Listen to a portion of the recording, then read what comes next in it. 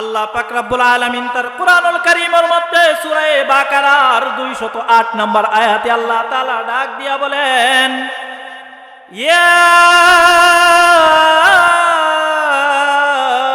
আইয়ুহাল্লাযীনা আমানু দুখুলু ফিস সিলমি কাফাহ ওয়ালা তাত্তাবিউ খুতুওয়াতিশ শাইতান ইন্নাহু লাকুম আদুউম মুবিন। আল্লাহ পাক রব্বুল আলামিন তার মুমিন বান্দা বান্দীদেরকে উদ্দেশ্য করে বলেন, আল্লাহ তাআলা বলেন ইয়া আইয়ুহাল্লাযীনা আমানু দুখুলু। আল্লাহ তাআলা এখানে এই কথা বলেন না ইয়া আইয়ুহান নাস দুখুলু। আল্লাহ তাআলা ইয়া আইয়ুহান নাস শব্দ ব্যবহার করেন নাই। আল্লাহ তাআলা যাদেরকে উদ্দেশ্য করে বলতেছেন এরা হইল তারা যারা আল্লাহকে বিশ্বাস করে, এরাই হইল তারা যারা রাসূলকে বিশ্বাস করে, এরাই হইল তারা যারা জান্নাতকে বিশ্বাস করে, এরাই হইল তারা যারা জাহান্নামকে বিশ্বাস করে, এরাই হইল তারা যারা আরশ কুরসি লৌহ কলম ফেরেশতা কুল সবকিছুকে বিশ্বাস করে। আল্লাহ তাআলা তাদেরকে উদ্দেশ্য করে বলতেছেন ইয়া আইয়ুহাল্লাযীনা আমানু দুখুলু, হে বিশ্বাসীর দলেরা, হে ঈমানদারের দলেরা, হে মুমিন দলেরা, উদখুলু ফিস সিলমি কাফা, তোমরা ইসলামের ভিতরে পরিপূর্ণ রূপে প্রবেশ করো। এক পাও তোমার ইসলামের ভিতরে, আরেক পাও ইসলামের বাহিরে, এমন ভাবে তোমার ইসলামে প্রবেশ করার দরকার নাই। মুসলমান যদি হইতে হয় তাহলে তুমি আবু বকরের মতো মুসলমান হও, মুসলমান যদি তোমাকে হইতে হয় তাহলে তুমি উমরের মতো মুসলমান হও, মুসলমান যদি হইতে হয় তাহলে তুমি আলীর মতো মুসলমান হও, মুসলমান যদি তোমার হইতে হয় তাহলে তুমি উসমানের মতো মুসলমান হও, মুসলমান যদি হতে হয় তাহলে তুমি খালিদ ইবনুল ওয়ালিদের মতো মুসলমান হও, মুসলমান যদি হইতে হয় তাহলে তুমি কি করো বেলালে হাবশির মতো মুসলমান হও। এমন মুসলমান হইও না, এমন মুসলমান হইও না যেই মুসলমান হয়েছিল আব্দুল্লাহ ইবনে উবাই ইবনে সালুল, রাইসুল মুনাফিকিন, যে ছিল মুনাফিকদের সর্দার, যে কি ছিল কি মুনাফিকদের সর্দার, যার অন্তরে ছিল একটা, মুখে ছিল আরেকটা, কর্মে ছিল আরেকটা। এমন মুসলমান হইও না, এমন মুসলমান হইও না। মুসলমান যদি তোমাকে হতে হয় তাহলে ভালো করে মুসলমান হও। আমার আল্লাহ পাক রব্বুল আলামিন কি করেছেন, আধা মুসলমান আধা বেঈমান হওয়ার কথা। রাসূলুহুন নবিয়ুল কারীম ونحن على ذلك من الشاهدين والشاكرين قال رسول الله صلى الله عليه وسلم بني الإسلام على 5 شهادة أن لا إله إلا الله وإقام الصلاة وإيتاء الزكاة والحج وصوم رمضان أو كما قال عليه الصلاة والسلام।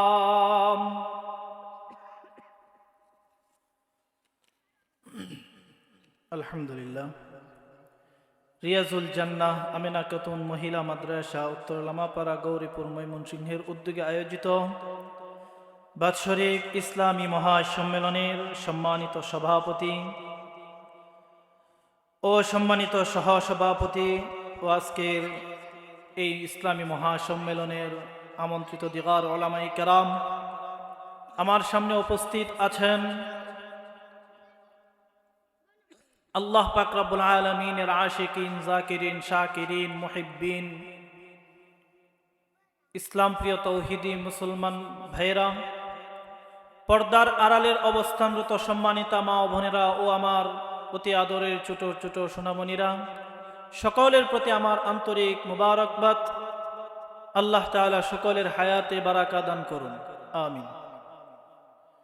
আমরা সেই মহান রব্বুল আলামিনের দরবারে লাখ কোটি শুকর ও সুজুদ জ্ঞাপন করছি, যেই মহান রব্বুল আলামিন আমাদেরকে দুনিয়াবি সর্বপ্রকারের ফিতনা ফাসাহাত থেকে হেফাজত করে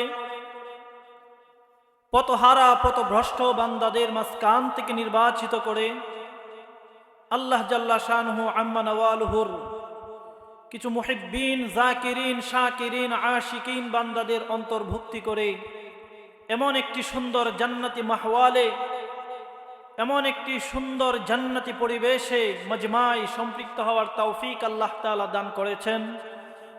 এটা আল্লাহ তাআলার পক্ষ থেকে আমাদের জন্য একটা বড় নিয়ামত। এই জন্য আমরা আল্লাহ তাআলার দরবারে লাখ কোটি শুকর আর সুজুদ আদায় করি, বলি আলহামদুলিল্লাহ। এই যে আমরা শুকর আদায় করলাম, এই শুকর আদায় করার পিছনে আমার ফজিলত কি? শুকর আমরা কেন আদায় করব? শুকর আদায় করার মধ্যে আমার কি ফায়দা, কি ইস্তেফাদা? আমি জবান দ্বারা বললাম আলহামদুলিল্লাহ। তো আমার শুকর তো শুধু জবান দ্বারা আদায় করলে এই শুকর হবে না, আমাকে আমার অঙ্গ প্রত্যঙ্গের মাধ্যমে, আমাকে আমার কর্মের মাধ্যমে, আমাকে আমার মালিকের আনুগত্যের মাধ্যমে আমার মালিকের শুকর আদায় করতে হবে। আমি শুধু মুখেই বলি আলহামদুলিল্লাহ, নামাজ পড়ি না, শুকর আদায় হলো? আমি শুধু বলি, মুখেই বলি আলহামদুলিল্লাহ, হালাল হারামের মাঝে পার্থক্য করি না, আমি শুধু মুখেই বলি আলহামদুলিল্লাহ, কিন্তু আমি রোজা রাখি না, আমি হজ করি না, পর্দা করি না ইত্যাদি, আমি আল্লাহ তাআলার কোনো হুকুম পালন করি না, তাহলে কি এটা শুকর আদায় হবে? আমাকে সর্বদিক থেকেই যার শুকর আদায় করতে হবেন তিনি কে? আল্লাহ। শুকর আদায় করলে লাভ কি? আমার আল্লাহ তাআলা কুরআনুল কারীমের মধ্যে ইরশাদ ফরমান, আউযু বিল্লাহি মিনাশ শাইতানির রাজীম, বিসমিল্লাহির রাহমানির রহিম, লাইন শাকারতুম লাযীদান্নাকুম ওয়া লাইন কাফারতুম ইন্না আযাবী লাশাদীদ। আল্লাহ পাক রব্বুল আলামিন তার পয়গম্বর নবী মুহাম্মদুর রাসূলুল্লাহ সাল্লাল্লাহু আলাইহি ওয়াসাল্লামের উপর কুরআনুল কারীম, কুরআন নাজিল করে আল্লাহ পাক রব্বুল আলামিন তার পয়গম্বর নবী মুহাম্মদুর রাসূলুল্লাহ সাল্লাল্লাহু আলাইহি ওয়াসাল্লামের মাধ্যমে তার বান্দাদেরকে জানায় দেয়, ও আমার বান্দা বান্দিরা, আমি মাওলায়ে পাক তোমাদেরকে দুনিয়াতে পাঠাইলাম। দুনিয়াতে পাঠানোর পরে আমি মাওলা তোমাদেরকে যত রকমের নিয়ামত দিয়েছি, যত রকমের নিয়ামত দ্বারা তোমাদেরকে ভরপুর করে দিলাম, আমি মাওলায়ে পাকের পক্ষ থেকে প্রাপ্ত নিয়ামত পাওয়ার পরে তোমরা আমার বান্দা বান্দিরা যদি আমি মাওলায়ে পাকের শুকর আদায় করো, আমি মাওলায়ে পাকের দরবারে যদি শুকর গুজারি হও, এই শুকর আদায় করলে লাভ কি হবে তোমরা জানো? তোমরা শুনে যাও, শুনে যাও, যদি তোমরা শুকর গুজারি বান্দা বান্দি হইতে পারো, লাইন শাকারতুম লাযীদান্নাকুম, আমি মাওলায়ে পাকের শুকর আদায়ের দ্বারা আমি মাওলায়ে পাক তোমাদের নিয়ামতকে বহুগুণে বাড়ায়া দিব।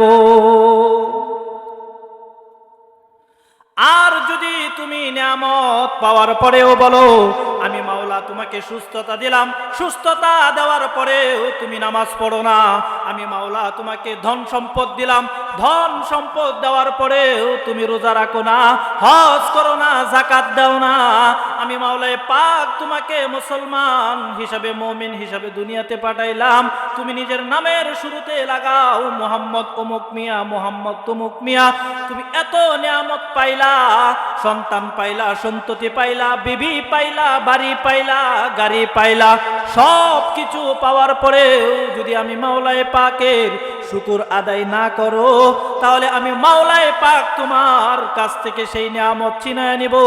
শুধু চিনাই নিব না, শুধু চিনাই নিব না, আমি মাওলায়ে পাক তোমাকে কঠিন আযাবের মধ্যে গ্রেফতার করব। দুনিয়াতেই তুমি কষ্টের সম্মুখীন হবে, দুনিয়াতেই তুমি অভাব অনটনে পড়বে, দুনিয়াতেই তুমি মানুষের কাছে গিয়ে হাত পাতবে।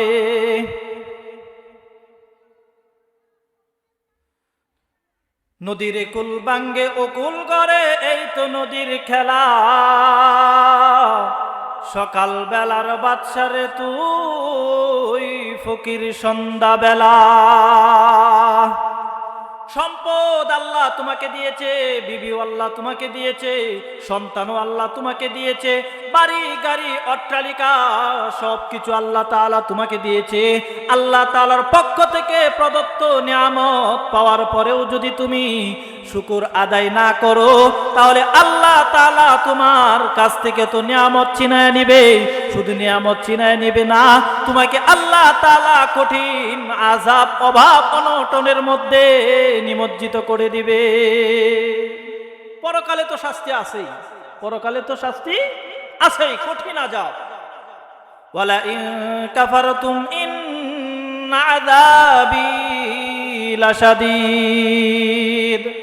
আল্লাহ পাক রব্বুল আলামিন ডাক দিয়া বলেন, বান্দা আমি নিশ্চয়ই বলে দিলাম, আমার এই কথার মধ্যে কোনো সন্দেহ নাই। ইন্না শব্দ ব্যবহার করেছে আল্লাহ তাআলা, এখানে কোনো প্রকারের শুভা সন্দেহ নাই, এখানে কোনো সন্দেহের অবকাশ নাই। একেবারে হবে হবে হবে, যার মধ্যে কোনো সন্দেহ নাই। পরকালে তো ওই সমস্ত নাশুকরিয়া বান্দাগণ কঠিন আযাবের মধ্যে গ্রেফতার হবে। আছে না নাই? আমাদের সমাজে এক সময় ছিল তালুকদার, এক সময় ছিল চৌধুরী, এক সময় ছিল সে সৈয়দ, এক সময় ছিল সে আপনার খন্দকার, এক সময় ছিল সে আপনার এরকম ভাবে আমাদের দেশে উচ্চ বংশীয় লোকেরা আছে না, একটা সময় যার প্রভাব প্রতিপত্তি, যার দাপটের কারণে মানুষ কি করতে পারতো না, তার কাছে ঘেঁষতে পারতো না। কিন্তু কালো পরিক্রমায়, কালের আবর্তনে সে আজকে তার হাত মানুষের দুয়ারে গিয়া পৌঁছায়। কারণ কি? তার কারণ হইল আমার আল্লাহ পাক রব্বুল আলামিন যেই নিয়ামত তাকে দিয়েছিল, সেই নিয়ামতের কদর করে নাই। কি করে নাই? কদর করে নাই। তো আল্লাহ পাক রব্বুল আলামিন আমাদেরকে বানাইছেন আল্লাহ তাআলার শুকরগুজারি বান্দা হওয়ার জন্য। আল্লাহ বানাইছেন আমাদের কি হওয়ার জন্য? শুকরগুজারি বান্দা হওয়ার জন্য। তাহলে শুকরগুজারি আমাকে কিভাবে হতে হবে? শুকরগুজারে আমাকে যেইভাবে হতে হবে সেই কথা আমার আল্লাহ তাআলা কোরআনের মাধ্যমে বলে দিয়েছে। শুকরগুজারে আমাকে হতে হবে, এক নাম্বার আমার জবানের মাধ্যমে আল্লাহর শুকর আদায় করতে হবে। দুই নাম্বার আমাকে আমার কর্মে আল্লাহ তাআলার শুকর আদায় করতে হবে। আল্লাহর শুকর আদায় করলাম মুখে, কিন্তু আল্লাহর হুকুম পালন করলাম না, আদেশ মানলাম না, তাইলে শুকর আদায় হবে না। এই জন্য আমাকে কর্মেও বাস্তবায়ন করে দেখাইতে হবে। তো আল্লাহ পাক রব্বুল আলামিন আমাদেরকে ভালোবাসবেন তখন যখন আমি শুকরগুজার বান্দার অন্তর্ভুক্ত হব। তো শুকরগুজারের বান্দা হতে হলে আমাকে আল্লাহর হুকুমও মানতে হবে। আর আল্লাহ তাআলা আমাকে যেই সমস্ত আদেশ পালন করেছেন সেই সমস্ত আদেশ মানা প্রত্যেক মুসলমান নরনারীর উপর ফরজ। যেই সমস্ত নিষেধ করেছেন সেই সমস্ত নিষেধ কাজ পরিহার করা প্রত্যেক মুসলমান নরনারীর উপর ফরজ। নামাজ পড়া ফরজ, রোজা রাখা ফরজ, পর্দা করা ফরজ, হজ করা ফরজ, যাকাত দেওয়া ফরজ। সুদ ছাড়া হালাল না? সুদ খাওয়া হালাল? সুদ খাওয়া হালাল? ঘুষ খাওয়া হালাল? বেপরদায় চলা হালাল? মানুষের উপর জুলুম করা হালাল? হ্যাঁ? সুদ ছাড়া ফরজ, ঘুষ ছাড়া ফরজ, বেপরদায় চলাফেরা পরিহার করা ফরজ, অন্যান্য মানুষের উপর জুলুম করা ছেড়ে দেওয়া এটাও ফরজ। কতটা বুঝছেন? অর্থাৎ জুলুম করা থেকে বিরত থাকতে হবে, সুদ খাওয়া থেকে বিরত থাকতে হবে, ঘুষ খাওয়া থেকে বিরত থাকতে হবে, বেপরদায় চলাফেরা করা থেকেও বিরত থাকতে হবে। কারণ এই প্রত্যেকটা কাজ আমার উপর ফরজ। নামাজ যেভাবে ফরজ, রোজা যেভাবে ফরজ, যাকাত যেভাবে ফরজ, হজ যেভাবে ফরজ, ঠিক এই কাজগুলো আমার উপর তেমনি ভাবে ফরজ। কিন্তু আফসোস লাগে আমাদের সমাজে এই কাজগুলো দেখলে মনে হয় যে না, আমার উপরে এরকম ফরজ কোনো বিধান নাই। নামাজ পড়ি, শুধু নামাজ আমার উপর ফরজ। দেখবেন প্রথম কাতারে গিয়ে নামাজ পড়ে, শুক্রবার আসলে জুমার দিন সবার আগে মসজিদে চলে যায়। হ্যাঁ, সবার আগে মসজিদে চলে যায়। আবার রাত্রেবেলায় আইসা সুদের হিসাব নেওয়ার জন্য দোকানের সামনে বেরিঞ্চির মধ্যে বসে যায়। আছে না এমন কিছু লোক? এরা মনে করে যে আমার জন্য শুধু নামাজ পড়স না, শুধু নামাজ পড়স না, শুধু নামাজ পড়া আমার জন্য একটা ফরজ আদায় হবে।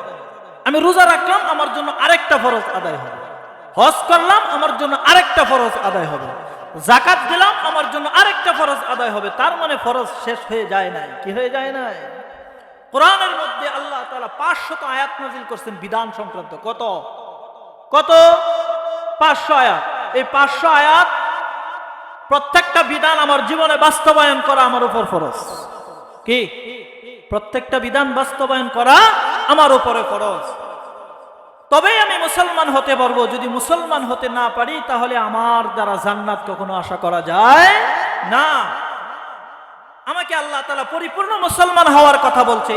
একবার নামাজ পড়ে, আরেকবার সুদ খায়া, একবার রোজা রাখা, আরেকবার ঘুষ খায়া, একবার রোজা এই হজ করে বেপরদায় চলাফেরা করে, এইভাবে চলার কথা আমার আল্লাহ তাআলা আমাকে নিষেধ করেছে। এইভাবে চলার কথা আমার আল্লাহ তাআলা বলেন নাই, বরং আমার আল্লাহ তাআলা আমাকে পরিপূর্ণ মুসলমান হওয়ার কথা কুরআনুল কারীমের মধ্যে বলছেন। আমি সেখান থেকে আপনাদের জন্য একখানা আয়াত সূরা বাকারার 208 নম্বর আয়াত তেলাওয়াত করেছি এবং আল্লাহ রাসূলের অসংখ্য অগণিত হাদিস থেকে ছোট্ট একখানা হাদিসে কারিমা তেলাওয়াত করেছি। আল্লাহ তাআলা যদি তৌফিক দান করেন সেখান থেকে আমার স্বল্প আলোচনা সমাপ্ত করার চেষ্টা করব। আমা তৌফিক ইল্লা বিল্লাহ। তো মুসলমান আমি তখন হব যখন আল্লাহ তাআলার পরিপূর্ণ হুকুম মানব। দেখেন আল্লাহ তাআলা কি বলেন। আল্লাহ পাক রব্বুল আলামিন তার কুরআনুল কারীমের মধ্যে সূরা বাকারার 208 নম্বর আয়াতে আল্লাহ তাআলা ডাক দিয়া বলেন, ইয়া আইয়ুহাল্লাযীনা আমানু দুখুলু ফিস সিলমি কাফা ওয়া লা তাত্তাবিউ খুতুওয়াতিশ শাইতান ইন্নাহু লাকুম আদুউম মুবিন। আল্লাহ পাক রব্বুল আলামিন তার মুমিন বান্দা বান্দীদেরকে উদ্দেশ্য করে বলেন, আল্লাহ তাআলা বলেন ইয়া আইয়ুহাল্লাযীনা আমানু দুখুলু। আল্লাহ তাআলা এখানে এই কথা বলেন না ইয়া আইয়ুহান নাস দুখুলু। আল্লাহ তাআলা ইয়া আইয়ুহান নাস শব্দ ব্যবহার করেন নাই। আল্লাহ তাআলা যাদেরকে উদ্দেশ্য করে বলতেছেন এরা হইল তারা যারা আল্লাহকে বিশ্বাস করে, এরাই হইল তারা যারা রাসূলকে বিশ্বাস করে, এরাই হইল তারা যারা জান্নাতকে বিশ্বাস করে, এরাই হইল তারা যারা জাহান্নামকে বিশ্বাস করে, এরাই হইল তারা যারা আরশ কুরসি লৌহ কলম ফেরেশতা কুল সবকিছুকে বিশ্বাস করে। আল্লাহ তাআলা তাদেরকে উদ্দেশ্য করে বলতেছেন ইয়া আইয়ুহাল্লাযীনা আমানু দুখুলু। হে বিশ্বাসীর দলেরা, হে ইমানদারের দলেরা, হে মুমিন দলেরা, উদখুলু ফিস সিলমি কাফা। তোমরা ইসলামের ভিতরে পরিপূর্ণ রূপে প্রবেশ করো। এক পাও তোমার ইসলামের ভিতরে, আরেক পাও ইসলামের বাহিরে, এমন ভাবে তোমার ইসলামে প্রবেশ করার দরকার নাই। মুসলমান যদি হইতে হয় তাহলে তুমি আবু বকরের মতো মুসলমান হও। মুসলমান যদি তোমাকে হইতে হয় তাহলে তুমি উমরের মতো মুসলমান হও। মুসলমান যদি হইতে হয় তাহলে তুমি আলীর মতো মুসলমান হও। মুসলমান যদি তোমার হইতে হয় তাহলে তুমি উসমানের মতো মুসলমান হও। মুসলমান যদি হতে হয় তাহলে তুমি খালিদ ইবনুল ওয়ালিদের মতো মুসলমান হও। মুসলমান যদি হইতে হয় তাহলে তুমি কি করো, বেলালে হাবশির মতো মুসলমান হও। এমন মুসলমান হইও না, এমন মুসলমান হইও না যেই মুসলমান হয়েছিল আব্দুল্লাহ ইবনে উবাই ইবনে সালুল। রাইসুল মুনাফিকিন যে ছিল মুনাফিকদের সর্দার, যে কি ছিল কি মুনাফিকদের সর্দার, যার অন্তরে ছিল একটা, মুখে ছিল আরেকটা, কর্মে ছিল আরেকটা। এমন মুসলমান হইও না, এমন মুসলমান হইও না। মুসলমান যদি তোমাকে হতে হয় তাহলে ভালো করে মুসলমান হও। আমার আল্লাহ পাক রব্বুল আলামিন কি করেছেন, আধা মুসলমান আধা বেঈমান হওয়ার কথা নিষেধ করেছেন। সারা জীবন চলো তুমি, সারা জীবন চলো 5 ওয়াক্ত নামাজ পড়ো না, কিন্তু তুমি শুক্রবার দিন শুধু জুমার নামাজ পড়ো। অনেকে আছে 5 ওয়াক্তও পড়ে না, জুমার নামাজও পড়ে না, শুধু ঈদের নামাজ পড়ে। আছে না নাই? হ্যাঁ মুসলমান, হ্যাঁ এই মুসলমান না, এ মুসলমান না, এ মুসলমান হইতে পারে না। কারণ মুসলমান এক জিনিস আর মুমিন আরেক জিনিস। মুসলমান এক জিনিস আর মুমিন কি আরেক জিনিস। ভালো করে বুঝবেন কথা। আমার আল্লাহ পাক রব্বুল আলামিন এখানে যাদেরকে আহ্বান করেছেন, ইয়া হরফে নিদা, এটা আহ্বান সূচক হরফ, আহ্বান সূচক হরফ। এটার মানদুব হচ্ছে মুমিন। মানদুব কি? যাদেরকে সম্বোধন করা হয়েছে, সম্বোধিতরা হচ্ছে মুমিন, যারা ঈমান এনেছে, যারা আল্লাহকে বিশ্বাস করে, যারা রাসূলকে বিশ্বাস করে। বুঝতে পারছেন? তারাই হচ্ছে মুমিন। আর তাদেরকে উদ্দেশ্য করে আল্লাহ তাআলা বলতেছেন, উদখুলু ফিস সিলমি কাফা, তোমরা ইসলামের ভিতরে পরিপূর্ণরূপে প্রবেশ করো। তাহলে ইসলাম কোন জিনিস, ইসলাম কি, এটা তো আমাকে জানতে হবে নাকি? এটা জানতে হবে না? আল্লাহ রাসূল সাল্লাল্লাহু আলাইহি ওয়াসাল্লাম বলেন, বুনিয়াল ইসলামু আলা খামসিন শাহাদাতি আল্লা ইলাহা ইল্লাল্লাহ। আল্লাহ রাসূল সাল্লাল্লাহু আলাইহি ওয়াসাল্লাম বলেন, একটা ঘর তৈরি করতে গেলে মূল স্তম্ভের প্রয়োজন হয়, মূল কুঠির প্রয়োজন হয়। একটা ঘর, একটা তাবু যেইভাবে মূল কুঠির উপর দণ্ডায়মান থাকে, ইসলামটাও ঠিক তেমনি ভাবে 5টা কুঠির উপরে দণ্ডায়মান। এক নম্বর হইল আমার আল্লাহ পাক রব্বুল আলামিনের তাওহীদের স্বীকৃতি প্রদান করা। কি করা? তাওহীদের স্বীকৃতি প্রদান করা। আমার আল্লাহ এক, আল্লাহ তাআলার সাথে কোনো শরীক নাই। আল্লাহ পাক রব্বুল আলামিনের তাওহীদের সাথে কোনো শরীক নাই। আল্লাহ এক, আল্লাহ অদ্বিতীয়। আমার আল্লাহ হলেন ইন্নাল্লাহ আলা কুল্লি শাইইন কাদির। আল্লাহ পাক রব্বুল আলামিন সবকিছুর উপর ক্ষমতাধর। এই ইয়াকিন, এই বিশ্বাস যার ভিতরে আছে, সেই মুমিন। সে কি? মুমিন। আল্লাহ তাআলার সাথে শরীক করা যাবে না, আল্লাহ তাআলার তাওহীদে বিশ্বাসী হতে হবে। কিন্তু আমরা এখন কথা হইল, আমরা তো শরীক করি না, আমরা তো দুর্গারে ডাকি না, আমরা তো কালীরে ডাকি না, আমরা তো কি করি না, গণেশরেও ডাকি না, আমরা তো মহেশ্বররেও ডাকি না। তাইলে আমরা আবার শরীক কিভাবে করব হুজুর? শরীক আমরা করি না আল্লাহ তাআলার সাথে, কথা সত্য, কিন্তু শরীক আমরা অনেক বড় বড় শরীক করি।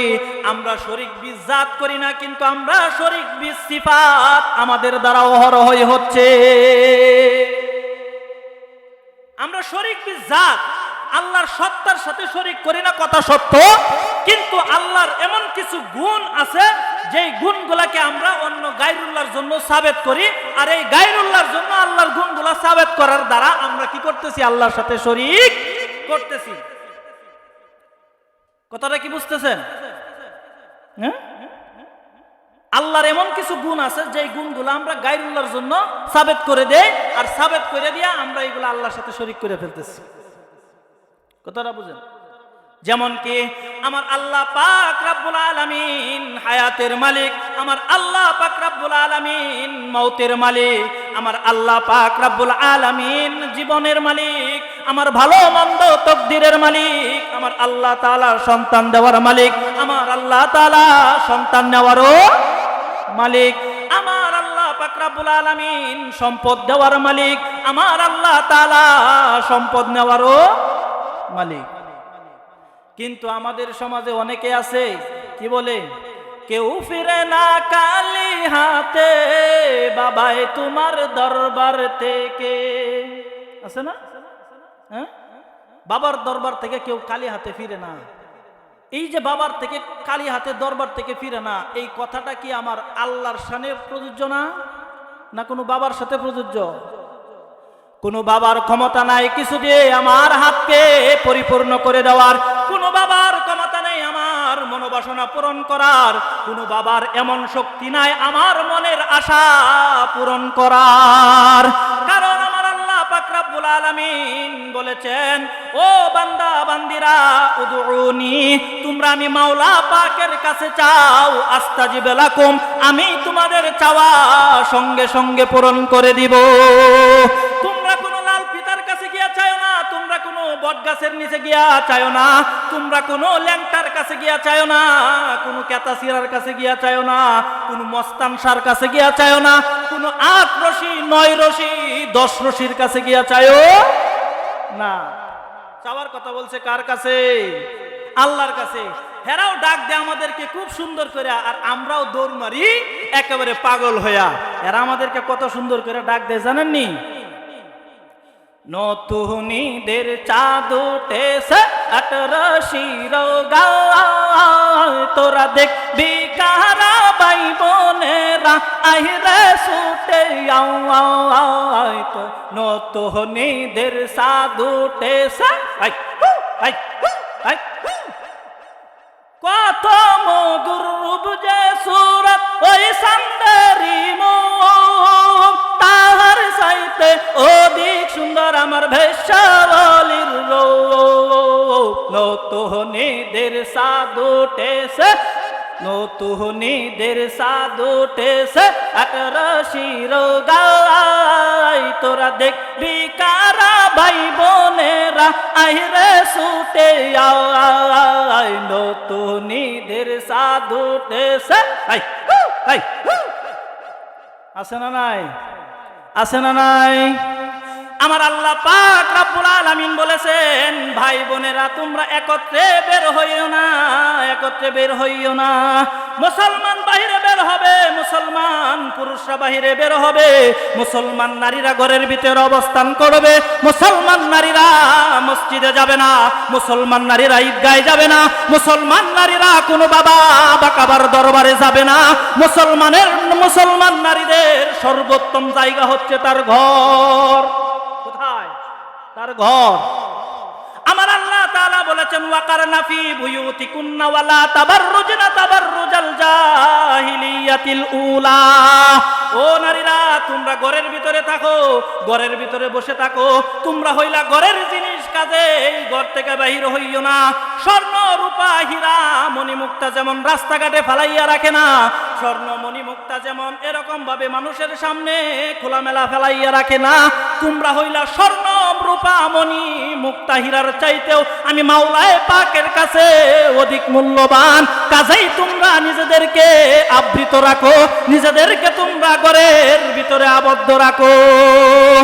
কিন্তু আমরা কি করি? ওই যে ডাক দিছে, নতুনিদের চাঁদ উঠেছে আটরশির গায়, তোরা দেখবি কারা ভাই বোনেরা আহিরে ছুটে আয়। নতুনিদের চাঁদ উঠেছে, পাগল হয়ে দৌড় মারছি। কি করছি?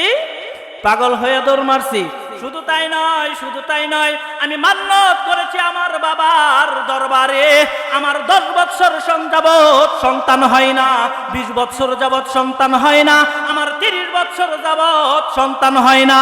আমি মান্যত করেছি বাবার দরবারে, আমি বাবার দরবারে এরকম মান্যত করেছি, যদি আমার একটা সন্তান হয় আমি বাবার দরবারে বড় করে একটা সার সাজাইয়া নিয়ে যাব। আছে না? মান্যত হবে কার? আমার মান্যত হবে কার? নাজারতুলির রহমান। আমার মান্যত হবে একমাত্র কার জন্য? আল্লাহর জন্য। ও মুসলমান বাবাজিরা, ও মুসলমান মায়াজিরা, 10 বছর পরেই তুমি কান্ত হয়ে গেলা, 20 বছরেই তুমি কান্ত হয়ে গেলা। আমার আল্লাহ তাআলা বলেছেন, উদউনি আস্তাজিব লাকুম। ও আমার বান্দা বান্দিরা, তোমরা আমার কাছে চাও, আমি মাওলা তোমাদের চাওয়া পূরণ করে দিব। ও বান্দা বান্দিরা, তোমাদেরকে এমনি এমনি বলি না, আমি তোমাদের জন্য দৃষ্টান্ত স্থাপন করে রেখেছি। আমার পয়গম্বর হযরত ইব্রাহিম আলাইহিস সালাতু ওয়াস সালামের দিকে তাকাও। 1-2টা বছর নয়, 10-20টা 30টা বছর নয়, 40-50টা বছর নয়, ইব্রাহিম আলাইহিস সালাম 80 মতান্তরে 120 বছর পর্যন্ত আল্লাহকে ডাকছে। আল্লাহ পাক রব্বুল আলামিনকে ডাকতে ডাকতে ইব্রাহিম আলাইহিস সালাম বলে, রব্বি হাবলি, রব্বি হাবলি, হে আল্লাহ আপনি আমাকে দান করুন। কি দান করুন? একজন নেককার সন্তান দান করুন। 80 মতান্তরে 120 বছর পর্যন্ত ডাকছে। আল্লাহ তাআলা অতঃপর বলেন, ফাবাশশারনাহু বিগুলামিন হালিম। ইব্রাহিম আলাইহিস সালাম যখন যখন বৃদ্ধ হয়ে গেছে, পিঠ যখন বাঁকা হয়ে গেছে, চামড়া যখন একেবারে কুচু হয়ে গেছে, ইব্রাহিম আলাইহিস সালামের স্ত্রী যখন বন্ধা হয়ে গেছে, ইব্রাহিম আলাইহিস সালাতু ওয়াস সালামের বিবিরও কোনো সন্তান জন্ম দেওয়ার সম্ভাবনা আর নাই। এমন সময় আমার আল্লাহ তাআলা হযরত ইব্রাহিম আলাইহিস সালাম এবং হযরত হাজরা আলাইহিস সালামের ঘরকে আলোকিত করে আল্লাহ পাক রব্বুল আলামিন এমন এক সন্তান দান করেছেন যার নাম ছিল ইসমাঈল। শুধু তাই নয়, শুধু তাই নয়, আমার আল্লাহ তাআলা বলেন, ও আমার পয়গম্বর, ও আমার খলিল ইব্রাহিম, তুমি আমার কাছে চাইছো একটা, আমি মাওলা যদি তোমাকে একটা দিয়াই কান্ত হয়ে যায় তাহলে আমি মাওলার বরত্বের কোনো বহির প্রকাশ ঘটে না। কাজেই তুমি চাইছো আমার কাছে একটা, আমি মাওলায়ে পাক তোমাকে দান করলাম দুইটা। কয়টা? দুইটা। একজন দিলেন হযরতে ইসমাঈল, আরেকজন দিলেন হযরতে ইসহাক। শুধু তাই নয়, এমন দুইটা সন্তান আমার আল্লাহ তাআলা দান করেছে, যেই দুইটা সন্তানকে আল্লাহ তাআলা বিশ্ববাসীর জন্য আদর্শ বানায়া দিয়েছে। এক সন্তান হযরতে ইসহাক আলাইহিস সালাতু ওয়াস সালামকে দিয়া আল্লাহ পাক রব্বুল আলামিন তৈরি করাইছেন বাইতুল মুকাদ্দাস। আরেক সন্তান হযরতে ইসমাঈল আলাইহিস সালাতু ওয়াস সালামকে দিয়া আল্লাহ তাআলা তৈরি করাইছেন খানায়ে কাবা। জানেননি খানায়ে কাবা তৈরি করছিল কে? হযরত ইব্রাহিম আলাইহিস সালাম এবং হযরতে ইসমাঈল আলাইহিস সালাম। বাপ পোতে, বাপ হলো মিস্ত্রি, ফুত হইল কি? জুগাইল্লা। ফুত কি? জুগাইল্লা। বাপ মিস্ত্রি, হ্যাঁ, ওই বাপ কাজ করে, ফুতে জুগাল টোগাল আইনা দেয়, সবকিছু কাজ টাজ করে দেয়। তাহলে দুই সন্তানকে দিয়ে আল্লাহ দুই জায়গা নির্মাণ করাইছে। কয় জায়গা? দুই জায়গা। তাহলে বুঝেন আল্লাহর কাছে চাইছে কয়জন? কয় বছর চাইছে? 10 বছর? হ্যাঁ, 20 বছর চাই একান্ত হয়ে গেছে। কিন্তু আমাদের সমাজের নারীরা কি করে? 10 বছরেই কান্ত হয়ে যায়। 10 বছর পরে দরবারে সুরেশ্বর দরবার শরীফে গিয়া দুধ ডাইলা পাথরকে সজাগ করে, পাথরকে সজাগ করে পাথরের উপরে হাত ঘুরায়, হাত মালিশ করে, আবার সেই হাত আইনা কাপড়টা উঠাইয়া নিজের পেটের মধ্যে মালিশ করে আর বলে, বাবা সন্তান দেও, বাবা সন্তান দেও, বাবা সন্তান দেও। 10 বছর পর্যন্ত স্বামী দিতে পারলো না, 20 বছর পর্যন্ত যেই স্বামী দিতে পারলো না, এখন তোমার এই মুর্দা পাথরে কিভাবে সন্তান দিবে? 30 বছরে যেই স্বামী তোমাকে সন্তান দিতে পারলো না, এখন 30 বছর পরে আইসা সেই মুর্দা বাবা তোমারে কিভাবে সন্তান দিবে?